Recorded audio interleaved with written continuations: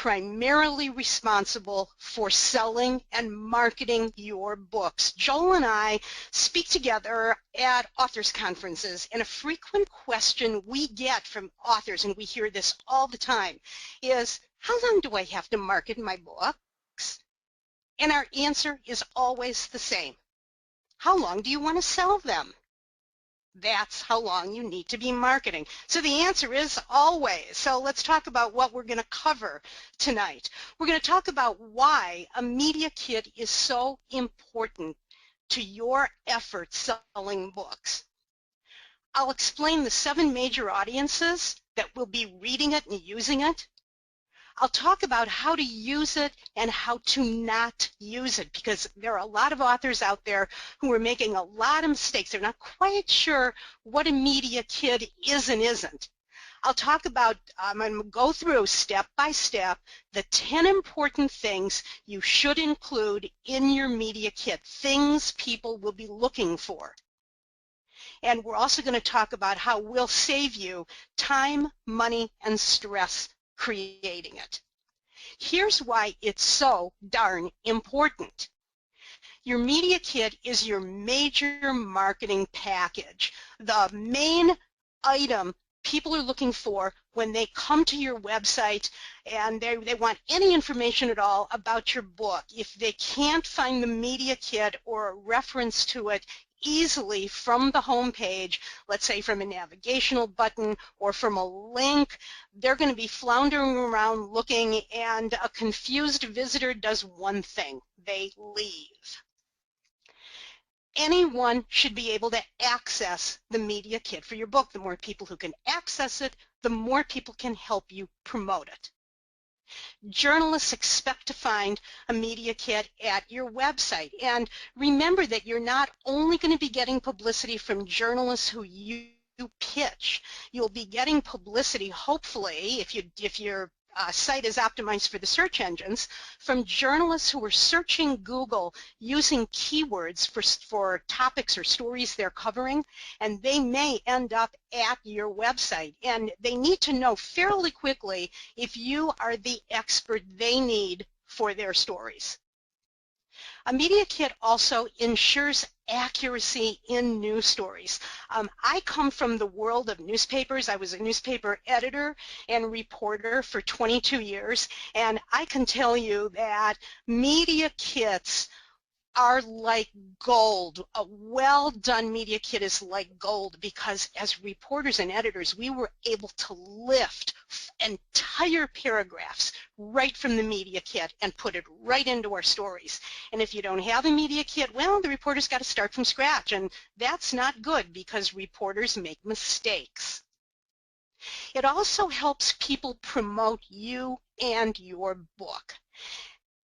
These things are so important, and that's why we want you to stay with us right until the very end of this call. And what we're going to do, if you stay with us, is we're going to give you a chance to win 4 prizes tonight. The first 3 prizes are a half an hour of phone or Skype consulting with me. I know we've got a lot of people on the call from other countries. Skype is perfectly fine.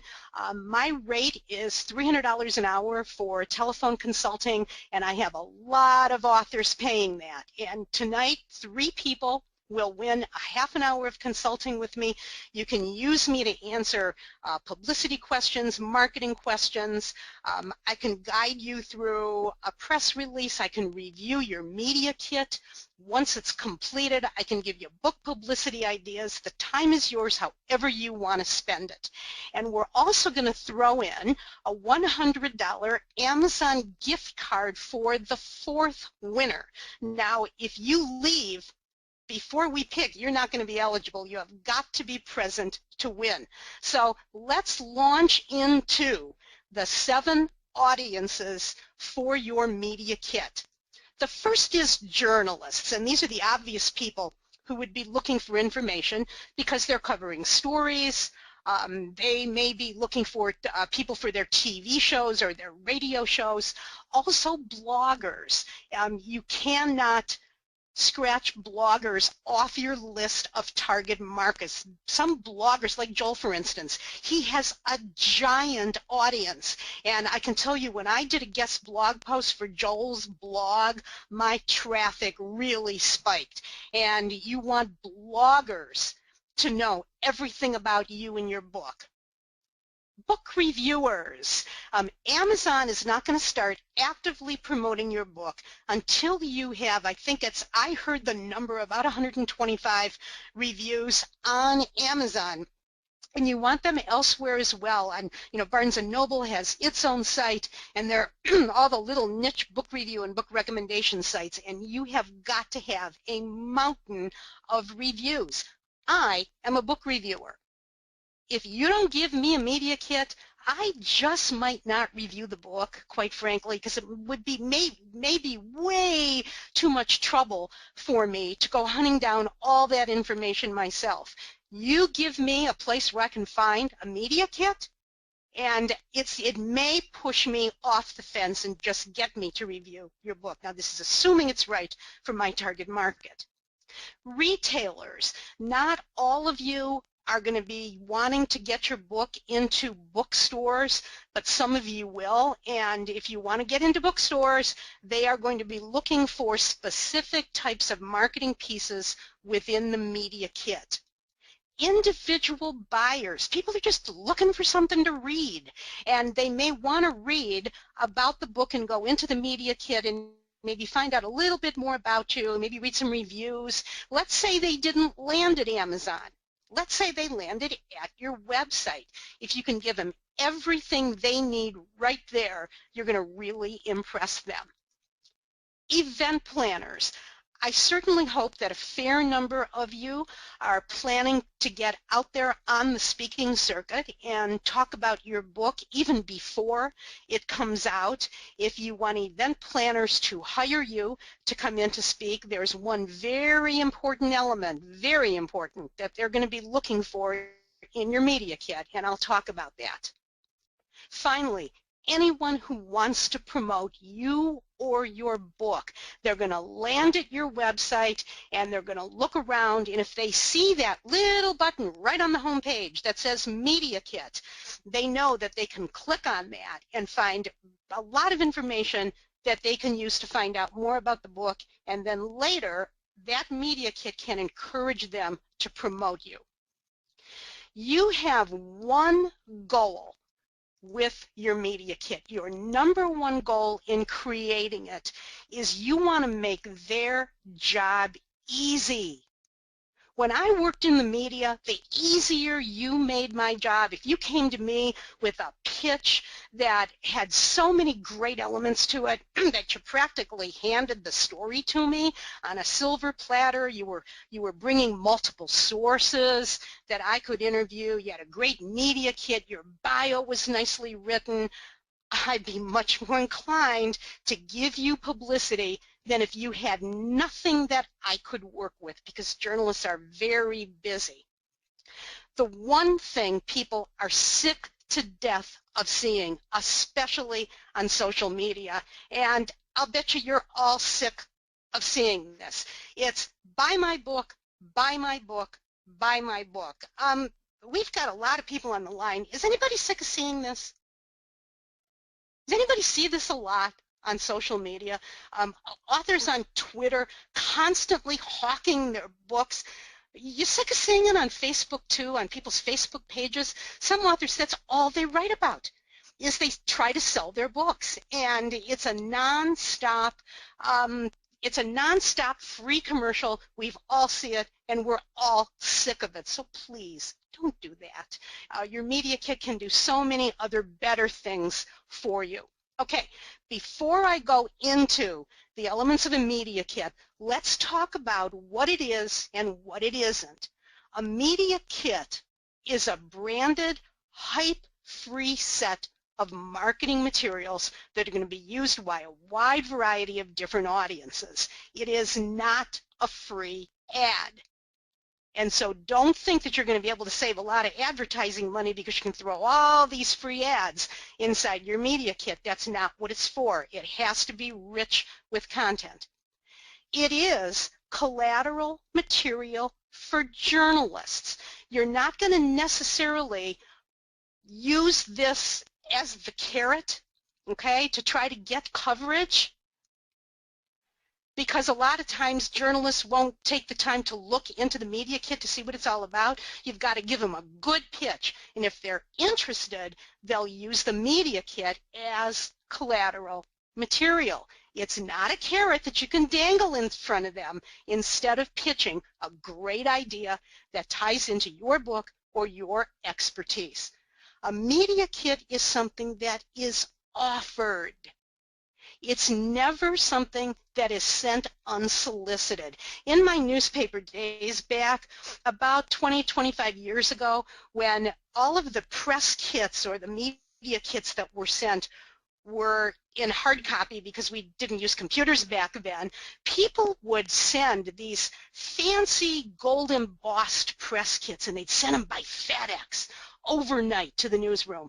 And I could tell immediately what it was, because a lot of these things are really bulky and they have all this stuff inside. They got CDs and they got, flyers, and they'll stuff a copy of their book inside the folder, and those things are really expensive to send. They're really expensive. And why are they sending it unsolicited if they're from a company in Omaha, Nebraska, and I'm working at a newspaper in Cleveland, Ohio? We don't care about companies in Omaha, Nebraska. I could tell what it was. I would take that FedEx special delivery overnight package and I'd plunk, drop it right into the wastebasket. All that money wasted. So you always want to offer your media kit. You never want to send it to journalists that you're not sure, really anybody who you're not sure really wants to get it. Your media kit is a work in progress. It's not the kind of a thing that you set and forget. And I'm now going to walk through the elements of a press kit, and there are specific elements in here that you're going to be updating as time goes on. Okay, so let's now take a peek inside an ideal media kit. And by the way, I should mention, the words media kit and press kit can be used interchangeably. They're both the same thing. Most people refer to it as a media kit, and in some of these authors forums on LinkedIn, you'll see these people wasting so much time debating whether it's called a media kit or a press kit or a media release or a press release. You can use the terms interchangeably, so don't sweat that. Okay, the number one item inside your media kit is your author bios, plural. Notice I didn't say author bio, singular. They should be written like a news story, exactly the way a journalist would write your bio if they took a couple paragraphs about you and put it in their story. Don't just use your bio to inform. You want to have fun with it. When I can't sleep at night, you know what I do? I call up an author bio and I read it. Most author bios are more potent than Ambien sleeping pills. They really are. They're really dull. So you want to have fun with your bio. Yeah, it's got to be filled with content, and it's got to, to have the main elements in there, but you can have fun with it. You want to interest people in covering you. You also want your bios in different lengths. Remember what I said your number one goal is. Your number one goal is to make their job easy. And you've got all these different people who are in a position to cover you. So let's take a look at the various kinds of author bios, the various lengths that you're going to be writing. The first one is the two-line bio, the short little two-liner. And a lot of times you'll see these at the end of articles that people have written, and they're about 140 characters. Can anybody guess what people might do with a two-line bio that's 140 characters? Does 140 characters ring a bell for you? Anybody? Oh, good. We've got a lot of people guessing. Bert, Linda, Lee, Ann, Laura, Leslie, Pat, Roxanne, Stacy. Good. Yeah, people can tweet it. They can tweet it. So you actually might want to even make that maybe 120 because you want to leave some space open for retweets. So that's the first size, okay? The second one is a short bio of about 50 words. You don't want anybody who's covering you and only wants a short bio to have to go into a really long bio and pull out 50 words or, heaven forbid, write 50 words, because remember what I said, people make mistakes, especially when they're in a hurry. So if they need 50 words and you got 50 words, guess what they can do? They can cut and paste. Some people might want longer. They might use 100 words. When I have guest bloggers at my blog, I'm very liberal about the kind of an author resource box I let them use at the bottom of their blog post, and so many of them, I'm guessing, are well over 100. But if somebody wants a 100-word bio and you have a 100-word bio, what can they do? Cut and paste, okay? Don't make them write 100 words. Finally, write a long bio of from 400 to 600 words. I have in my media kit at my website a very long bio. I'm guessing it's between 400 and 500 words, and I wrote it, and I have all this trivia in there about how I love Joni Mitchell and I love roller coasters and I love popcorn and the trouble I got into when I worked on the newspaper at my college, and we did a big investigation and I almost got expelled from college, and occasionally people will email me and say, I didn't know you liked Joni Mitchell. I love Joni Mitchell. Or they'll say, you went to Bowling Green in Ohio? I went to Bowling Green in Ohio. And I'll wonder, how do they know that?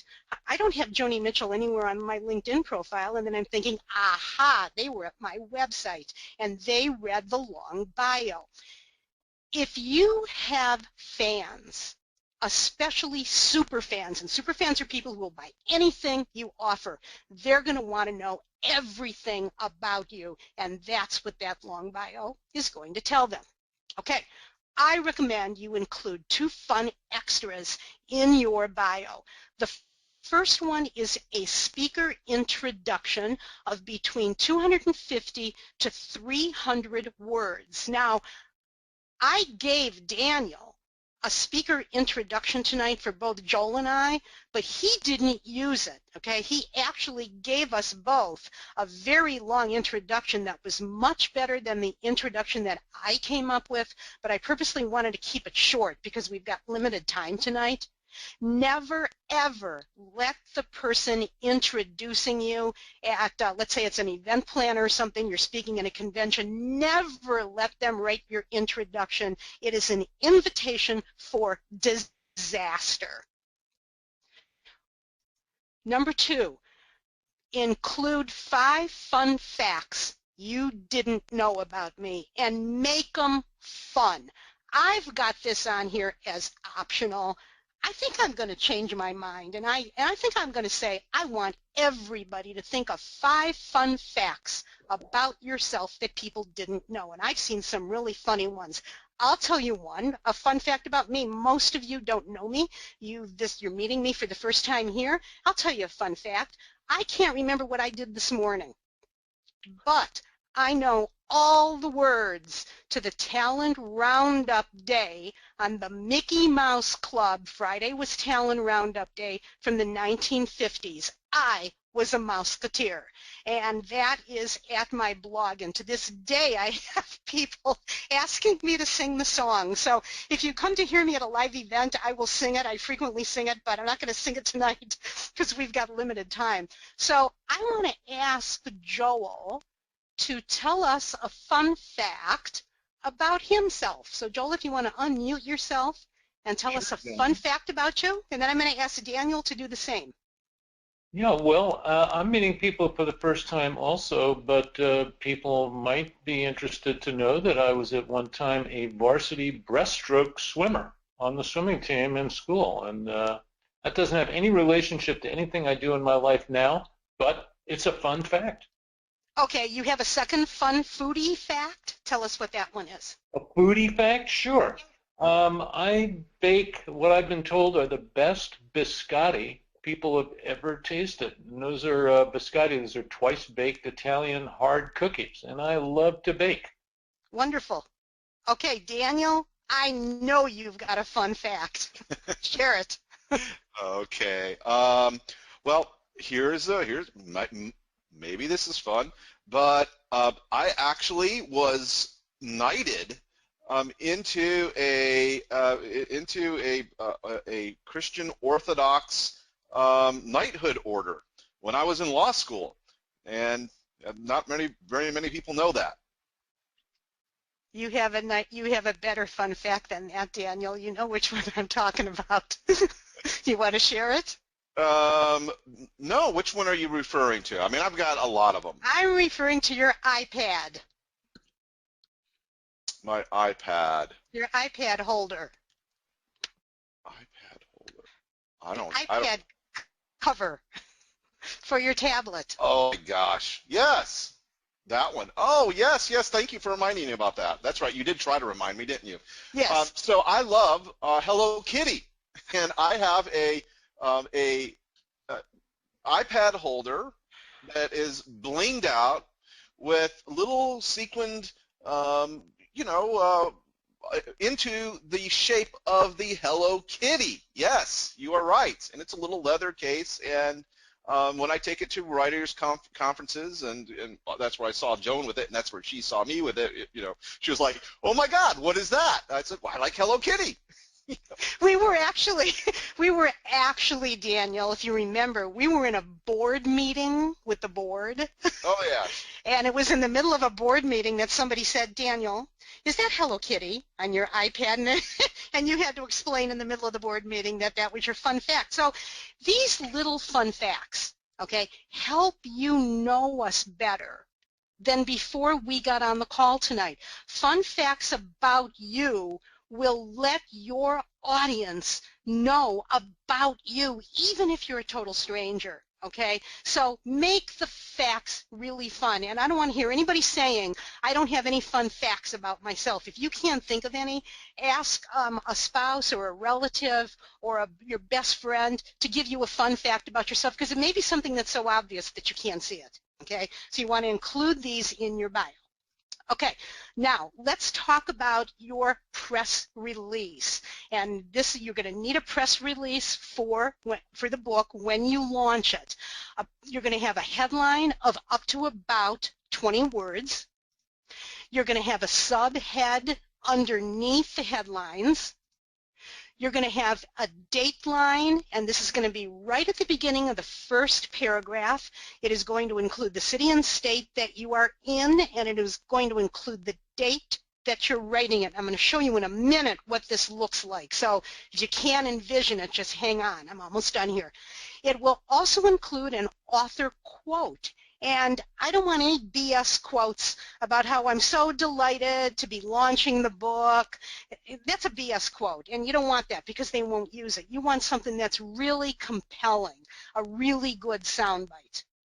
My friend Barb Bartline, she wrote a book called "Why Did I Marry You Anyway?" And she said, and one of the sound bites, I believe it's in her press release or a sound bite she used when she was on the radio, was, "Being married isn't about living happily ever after. It's about snore strips and flannel nightgowns."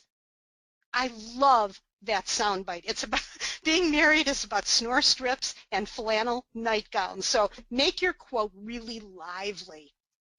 You want a paragraph or two about the author, a little bit about the book, and you want to concentrate solely on the book. You want to tell people at the bottom of the release where they can get review copies and how the media can contact you for interviews.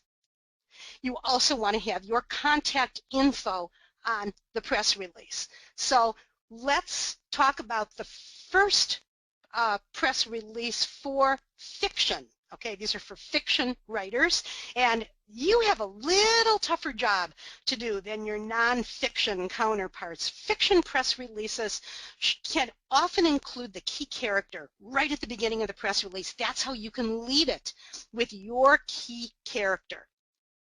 Include the emotional angle. What are the emotions that people are going to feel when they read your book? That's why a lot of people read fiction, because they're looking for an emotional connection. And you need to tell people in the press release whether or not it's a sad tale about a child who was unable to find his biological parents, or is it, a romance novel, that's going to leave you, finding right until the very end, whether the woman gets, the guy she's going after or whatever. Also, state who the target audience is for your book. This is really important. I get so many authors who do consulting with me, and a lot of them will come on and say, I'm really hoping that you will help me find the target audience, conclude who the target audience is for my book. If you don't know who the target audience is for your book, you ought not be writing a book. Now, you might know who they are, but you might not know where they are, and that's okay. But you need to tell people within the release who is the target audience. This book is perfect for, women ages, 25 to 55 who, want a, want to read, a drama about ... or whatever. You should be able to define your target audience well enough. So let's take a look at a press release for fiction, and I'll show you what it looks like. And you're going to be surprised at how simple this looks.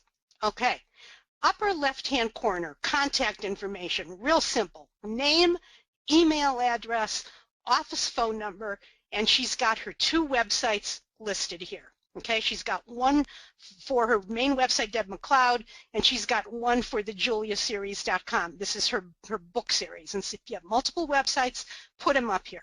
Okay, here's her headline. It's a 2-line head. Don't worry about writing a headline that's super short. You want to get keywords into your headline. And she's got angel thriller, I would guess, would be one of her keyword phrases. The subhead is down here, and her subhead is very short.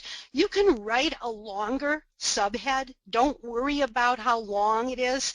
If they don't want to use the subhead, they won't. If they want a shorter subhead, they'll shorten it. Okay, here's that date line I was talking about right up here at the beginning of the first paragraph. Then she talks about what her book is about. After an eternity of service to our human needs, some angels are looking for a better way.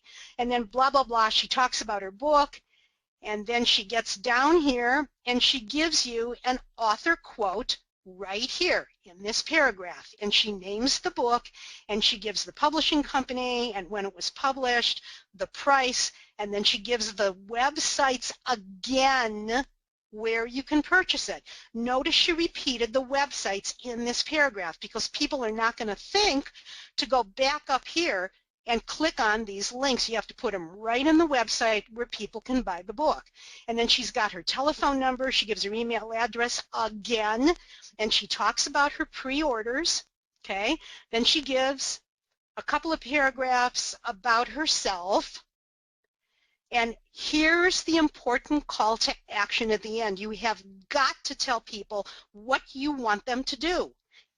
Give them something to do. Lead them by the nose to buy the book or read the book or check out the book or review the book or whatever. She says, meet the cast of the Julia set, read the first chapter, discover the world of angels, and read about metaphysics or creative writing at, and she gives her websites again. This is called the call to action. At the end of the press release, she uses 3 hashtags right here. You should be familiar with hashtags if you're on the social media sites. And then after that, she gives a couple of paragraphs from, I'll bet you that this is her author bio right here. Okay, and I don't know how many words this is. It's rather long, but that's okay. Forget about information you hear from people who say the entire press release has to fit on one sheet of paper or one sheet of a Word document. That's baloney. No, it doesn't. It did in the old days when the only people who we were writing them for were busy journalists who didn't have time. to read our press releases, but we're not writing them only for journalists. Who else are we writing them for? If you know the answer, type it in the questions box. Who else are we writing press releases for? Sean says bloggers. Yes. Laura says readers. Summer says readers. Pat says retailers. Beverly says bloggers. Yes.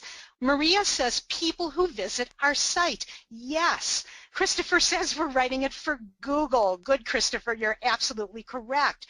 We're writing our press release for consumers as well as for journalists. And so don't worry that it's a little on the long side. I've seen some of them even go longer than 2 pages. I wouldn't go longer than 2 pages. I think that's perfectly fine, but don't worry about stuffing 40 pounds of content into a 20-pound bag. Okay, let's go back to talk about press releases for nonfiction. You guys have a slightly easier task when writing your press release. Concentrate on the problem and the solution in the first paragraph. That's the best way to get people's attention.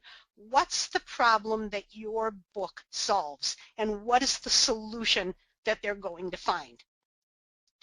Excerpt from 3 to 7 tips within the press release. I promise you that if the media use anything, they're going to use your tips. You will often find these short little tips in little boxes, let's say in some consumer magazines. That's all you'll find will be 3 to 7 tips with maybe the author's name and the name of the book and a website. They're not going to use the whole press release. These are great because they're so short and they fill odd-size holes on a page. So use tips from your book. Also, you too need to state exactly who your target audience is. Let's take a look at a press release for a nonfiction book. This was written by Dr. Marlena Corcoran, and it's a book that teaches international students on how to get into top colleges in the United States. And she's got her contact info up here in the upper left-hand corner. She's got her headlines. Look what's in the headline. What do you see in the headline here that I talked about? What do you see in the headline? You see anything in the headline that I just talked about? Roxanne and Ann and Beverly say keywords. Yes, and Laura says problem. Yes, she's talking about the problem in the headline and she's using keywords.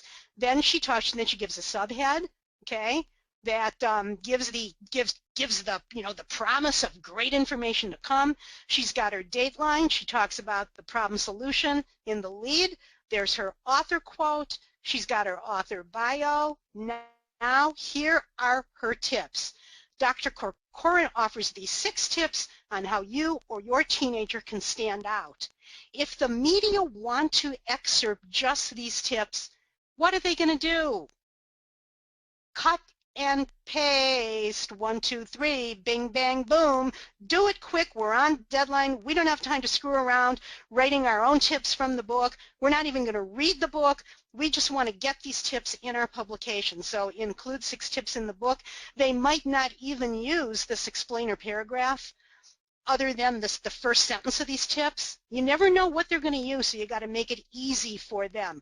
Okay, again, she puts the link again at the end of the website, and look at what her call to action is. For a free report on the 10 biggest mistakes international students make when applying to U.S. colleges and weekly tips on how to compete for your place at an outstanding school, visit athena.mentor.com. That's her call to action. She uses her 3 hashtags here to signify that that they're at the end of the release, and then she gives her a couple very, very short author bio, but that's okay. And then she gives her information about the book. And look at this, review copies and media interviews. For a review copy, contact Dr. Marlena Corcoran, and she's got her international number here because she's writing it for international students. So if your book is one that is apt to be read by people around the world, be sure you put your international phone number on here as well as your email. Then, look at this, she's making it easy for them. If you would like to receive this information as a Word document, please let us know. Okay, real easy. Bing, bang, boom. I'd cover her. And that's the press release. Okay. The third item is your book synopsis. A book synopsis is the most important information on your book on only one sheet. This is great for scanners. People who want quick information, they want the most important stuff real fast. Tell me if this interests me. If it isn't, I'm moving on. And you know that there are a lot of scanners online. It should include a synopsis of the book in 4 different lengths. And what you can do is you can use the 4 lengths that are the same size as the author bios. And again, you can get some give and take on these sizes. Use a super short 2-liner, use a 50-word, a 100-word, and then use maybe a 500-word synopsis, in various lengths depending on what size people need. Also include 5 points of interest. A point of interest is something about the book. For example, let's say your fiction book takes place in the Deep South in Savannah, okay, during the Civil War period. That could be a point of interest about the book. Pick out 5 points of interest for the synopsis. You also want book details and, most importantly, purchasing information where people can buy it. That's the book synopsis. 1 page only. Number 4 is your sample chapter. People may want a taste of it. Remember, you're going to get some tire kickers, and there may not be people who want to shell out $24 for your book until they've read a sample. So you want to include your cover image. You want to include the title of your book and the sample chapter. You want to include the sample chapter, and the best sample chapter to include would be the first one. The table of contents, a link to your Amazon reviews. Now remember I said that your media kit is a work in progress. If you don't have any Amazon reviews yet, you can come back and change the sample chapter later once you start to accumulate Amazon reviews. So you can stick a link in there, maybe after you get a couple Amazon reviews, maybe after you get 20. Make sure you've got that link in there. You want people to go to Amazon to read the book and to buy it. Also, don't forget your where to buy links. I got to tell you about a pet peeve of mine. When I worked in the newspaper industry, I can't tell you the number of times I would get a press release that would cross my desk about a great new product or about a great book. The people would never explain where to buy the product or the book. And again, you're making me work hard to find the information. I don't want to work hard, so you know what? I'm not going to cover you if you don't tell me where to buy your stuff, because I don't have that kind of time. I'm really busy, okay? That's the sample chapter. Number 5 are sample interview questions. See that guy on the right there? That's a very busy talk show host, and he's interviewing the guy on the left about his book. That talk show host most likely did not read the book. 9 out of 10 never read the book, but they still want to interview the author. So when the author comes to the station for an interview, the author can hand the interviewer a list of questions, and the interviewer can use the list of questions or not. It's his prerogative, okay? And you want to use the sample interview questions. Just put it in your media kit. Print interviewers will seldom use your questions. Broadcast interviewers will very frequently, okay? Item number 6, book review excerpts. As you start to get book reviews, you want to excerpt the best phrases from the reviews and put it on your excerpt page within your press kit. And again, this is a work in progress. As you get better and better phrases and better book reviews, you can swap out some of the phrases. Get maybe some of the not so great ones off of there and replace it with the dynamite ones that'll really make people buy the book. Again, this can be updated constantly. Number 7, contact information. Boy, I can't talk about this enough. And I'm going to drag out my soapbox and rail about this because I got to tell you, if I can't find your phone number on the home page of your website right now, I can tell you that that's going to lose you readers, it's going to lose you media interviews, it's going to lose you event planners who may want to hire you. You have got to have every single way people can contact you. I'm going to say on every page of your website, especially your home page. I want to see an email address. I want to see a phone number. The cell phone number is optional. You may not want to be bothered with cell phone. You don't have to put it on there. I want to see your social media buttons, all of that. Okay? Let people know where they can find you. If they want to hire you, if they want to consult with you, if they want to buy 3 boxes of your books, if they want to give you a publishing contract, if they want to feature you in their blog. No can find, no publicity, no sales, period. Enough said. Number 8, photos are a very important part of your media kit, and there are 3 of them here. The cover photo is really important, and if you're trying to get into bookstores, you're going to want a beautifully designed cover. And I'm going to ask Joel to talk about book covers in a second, but I want to tell you a little bit about these 2 other photos. This is Edward Vilga and his dog Belle. Edward wrote the fiction book Downward Dog about a yoga instructor in New York City who is a yoga instructor. He's a bad boy, and he teaches yoga to the upper 1% of people in New York City. And he had these 2 environmental shots taken of him and his dog. I love these. These are the kinds of photos bloggers would love if they're doing an interview with him. Look at that. The one shows him on the floor barefoot. And why is he barefoot? Why is he barefoot? Because he's a yoga instructor. That's why, and yoga instructors are barefoot. So Joel, let's take a couple of minutes and talk about the importance of well-designed covers as one of your photos. Well, yeah, and I think obviously for any author or any media kit related to a book, this is one of the absolute must-haves, is an image of your cover. And, you know, if you think about it, the cover of your book really is like a brand. It's the way you brand the book.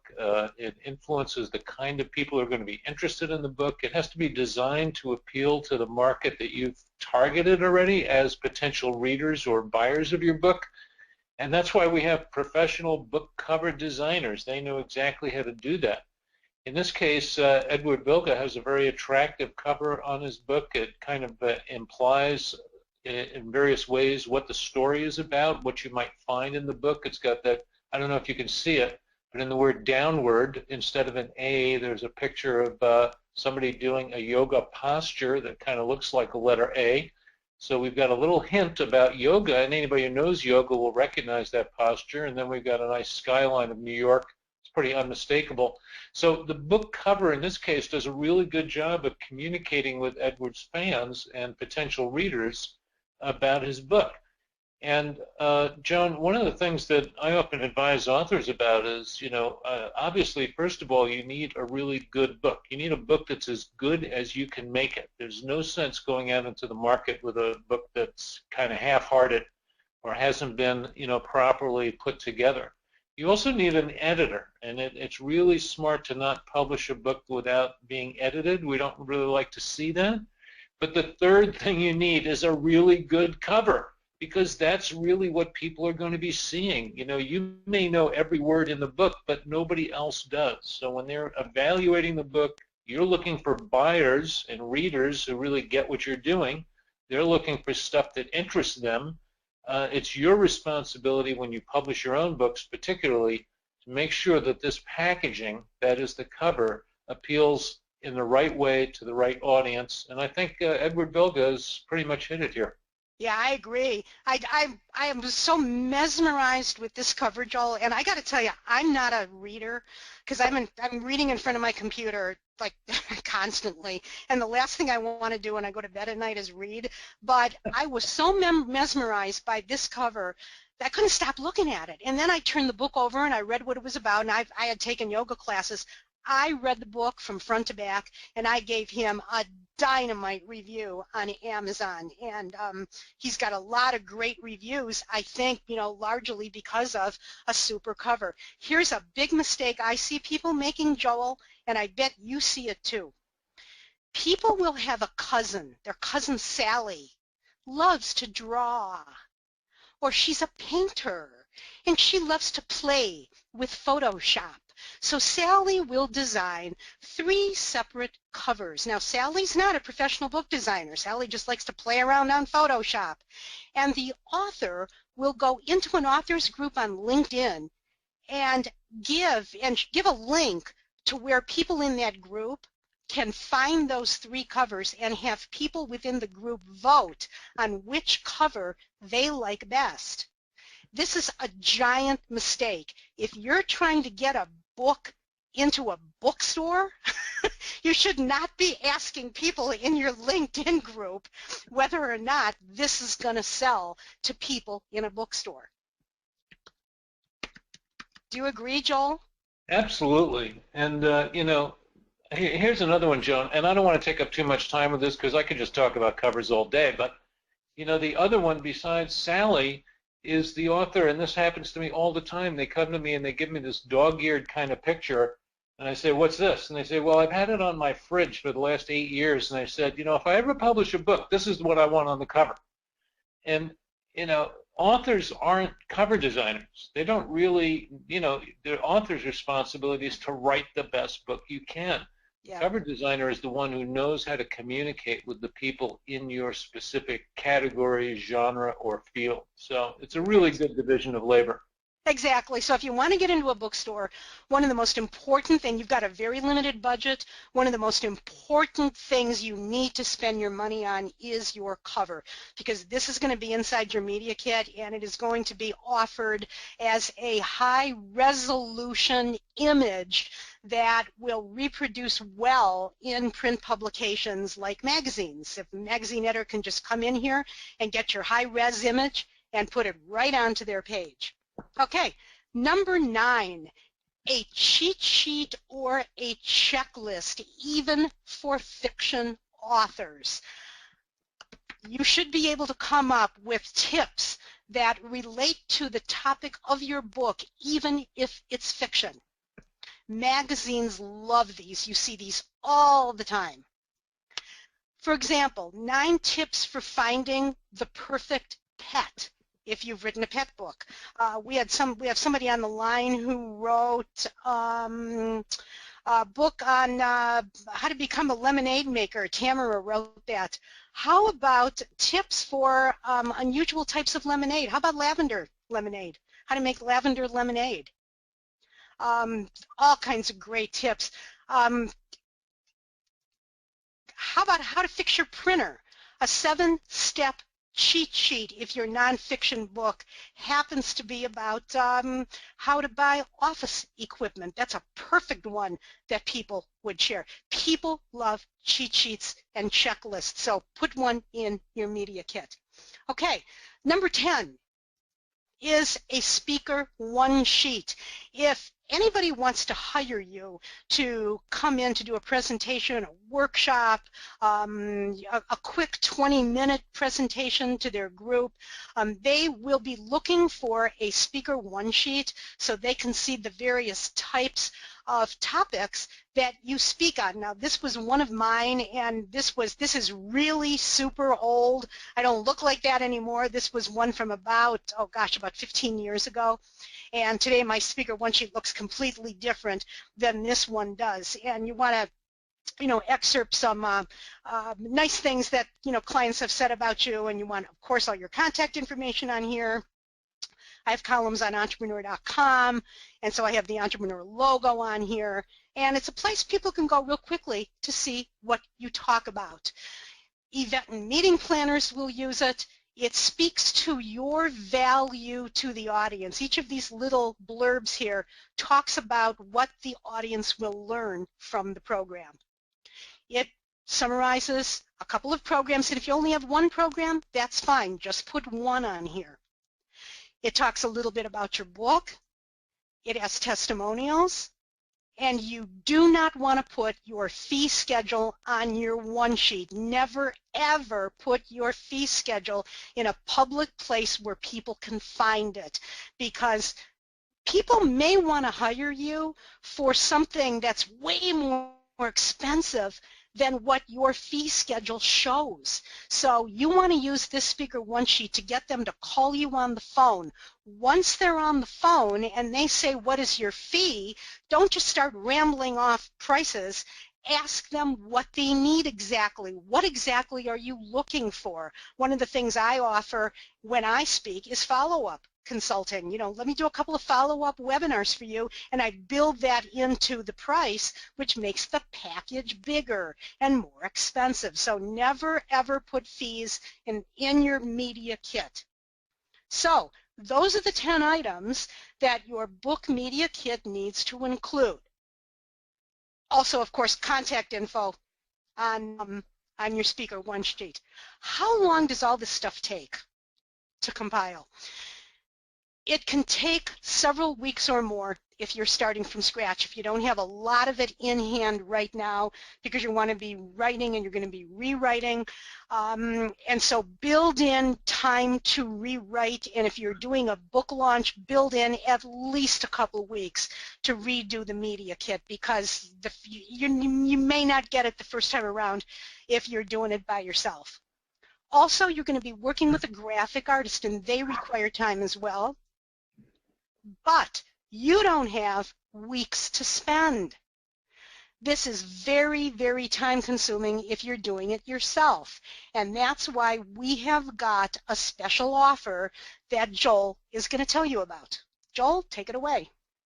Yeah, well, Joan and I both know that, you know, media kits, you've just seen Joan walk through a media kit. Media kits are one of the most underutilized promotion tools of all amongst indie authors. And that's really too bad, because the indie authors are writing a lot of terrific books, and they're not getting any media attention because they just don't know how to do it, or this whole thing about putting together a media kit, it's too complicated, it gives me a headache, I don't have time for that, I got to work on my new book. So Joan and I got together and said, how can we help authors get through this and really have an effective media kit that's going to get them some attention? And we put together the quick and easy media kit templates for indie authors. Okay, so what is it? Well, what it is 15 pre-formatted template files. Now, these are Microsoft Word files. In other words, there's a template in this package for every single item that Joan just described. You want to make sure your press release is formatted properly and contains all the right information, and you didn't have time to write it all down while Joan was going through this webinar? Well, we've got you covered. We've got a press release template in this media kit that will lead you right through it, including all those neat tips that Joan was giving out about what goes where and what should be in the headline and all that stuff. What else? We've got 15 samples of each of these templates that's been completed by a real author.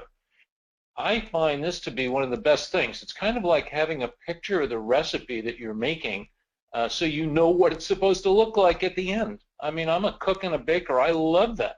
And this is the same thing. If you can see a sample of exactly what it's supposed to look like, or how a successful press release or author bio or speaker one sheet is done, it'll help you complete your own.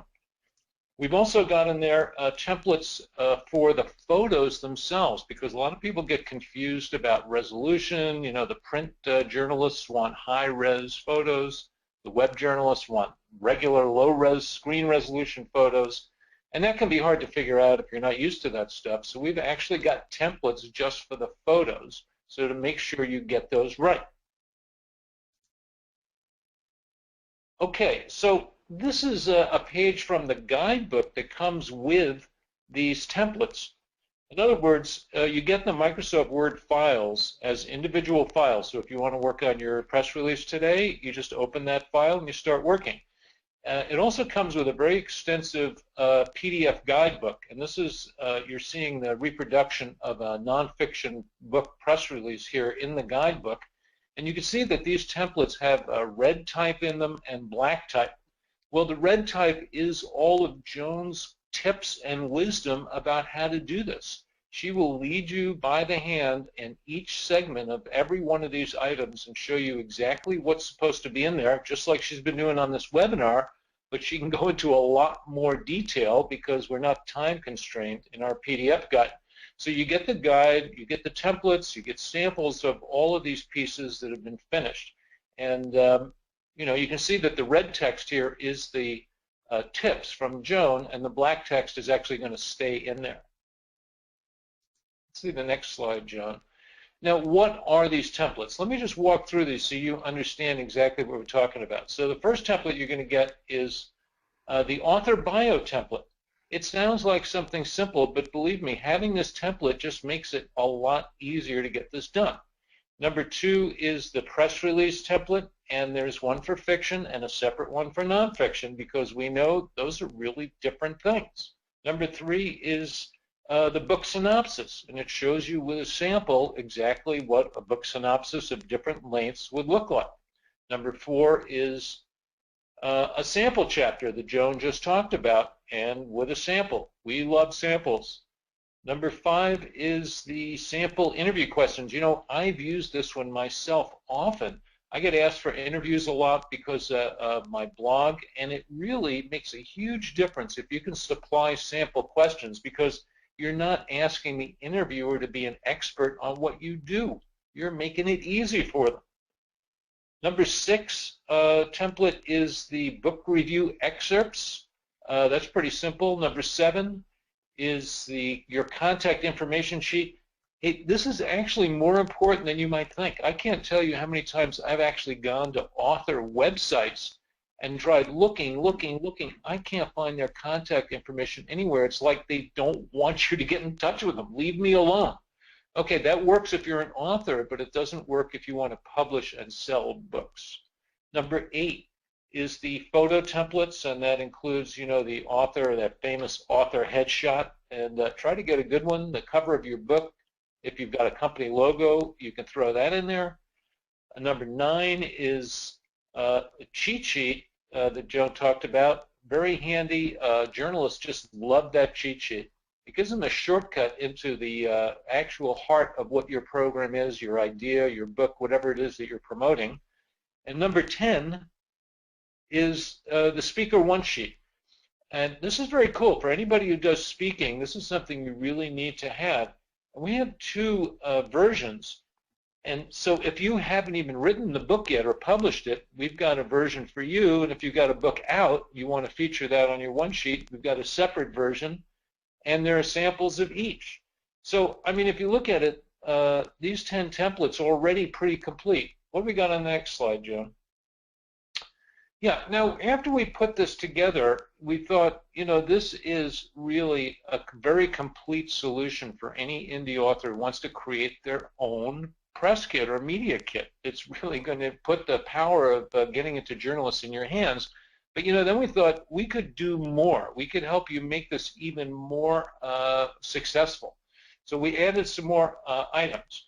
We actually, Joan drafted up a book review request. This is a critical piece of writing. It could be very short. It's a short query letter. But if you don't get this right, you're not going to get a very successful review campaign. So we've included a sample you can use. We've also got a cover letter to bookstores. You know, knowing how to talk to the book buyers is something most authors have no idea about. But Joan's got a sample letter that'll tell you exactly how to do that and how to approach them. We've got a sell sheet for national sales. If you've got a book that you really think is going to go national, this would be very helpful for you. And we've got a sell sheet for live events. You know, I've used this myself. It really works. It's amazing. If you actually speak at a conference and then you put an order form in people's hands, I'm telling you, you will walk out of the room with more money than you walked in. It's just some percentage of people are going to really like what you said. They're going to find it valuable. They're going to want more. So why leave that out? You're just leaving money on the table. Now, we've also, because we know that we're really grateful to Daniel for allowing us to do this webinar, we've added in a bunch of other bonuses. And get ready for this because there's a ton of them. Bonus number 1 is Joan's special report on rewriting your author bio so it's not boring. You know, ask any journalist, if you start reading a bio and it's just totally boring, you're just going to stop. There's a way to create a biography for yourself that's actually very interesting and will entice people to keep reading. Joan's going to show you how. Bonus number 2 is this, you know, this is unbelievable. I could do a whole webinar on this one item here, this 90-minute step-by-step video.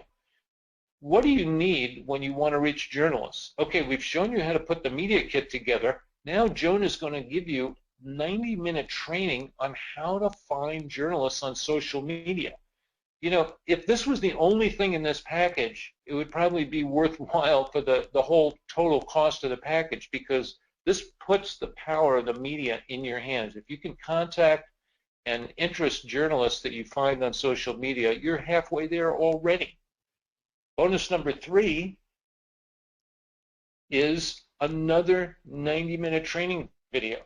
Okay, Joan's going to give you her best training on how to write headlines.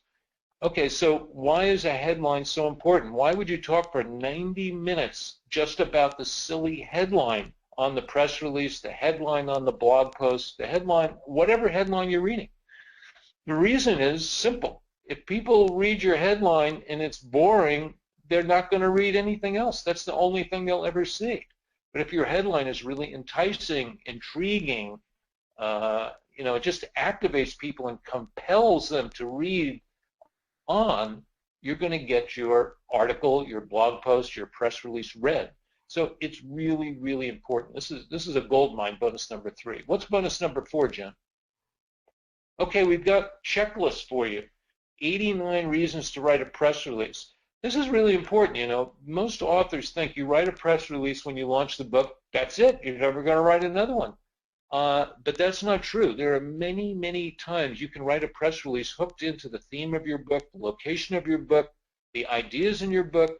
And, you know, if you watch what's going on in the news, there are many opportunities to do this. So Joan's put together 89 of them, and she's got another checklist of places you can find book review sites, places you can actually submit your book for book reviews. That will save you a ton of time. Trust me, I've gone through that process, and I don't ever want to do it again. Okay, Joan. All right. Well, Penny Sanseveri is probably the expert in my book on how to deal with Amazon. She knows more about Amazon than anybody I know. She's been promoting books online longer than anybody.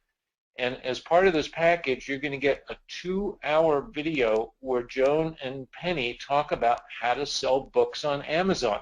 You think that might be valuable? Yeah, I think so. What else we got, Joan? Okay, I think we're almost groaning under the weight of these bonuses, but number 7 is Joan's ebook that sells every day for $97, How to Be a Kick-Butt Publicity Hound. She wrote this with Tom Antion, another internet marketer, and it's full of valuable advice. Joan, that's quite a lineup. Let's go through and summarize what's in this offer. First of all, we've got the Microsoft Word Quick and Easy Media Kit templates for authors. It's got all the 15 templates you're ever going to need to do media kits. You can use them over and over again. It's got the extras, the sample letter to bookstores, the book review requests, and the sell sheets. And that's all in the media kit templates. The guide, the PDF guide gives you simple instructions to complete every one of these. And, you know, it's really a very valuable package. We've sold many of these, and authors just love them. Our regular price on this whole package that you just saw is $97. And you'll see it says single author license. And I just want to say a word about that.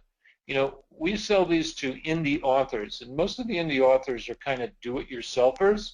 So we've licensed these to any one author. You can use this. If you buy this kit, you can use it over and over again. You can use it for the rest of your writing career. That's fine with me. The only thing you can't do is loan it out or use it to write somebody else's media kit. Okay, it's only for yours. It's licensed to one person. Now, we also know that there are a lot of authors out there who like to have a side job, or maybe you're just really good at writing press releases and media kits. Hey, some people have that talent. Well, we've got a solution for you. If you want to use this product to actually create income for yourself, you can buy the $297 commercial license, and that licenses you to use this kit over and over again to make money, write other people's stuff. It's fine with us, but you need the commercial license. So that's what we sell them for every day. It's a popular item. It's on the website now.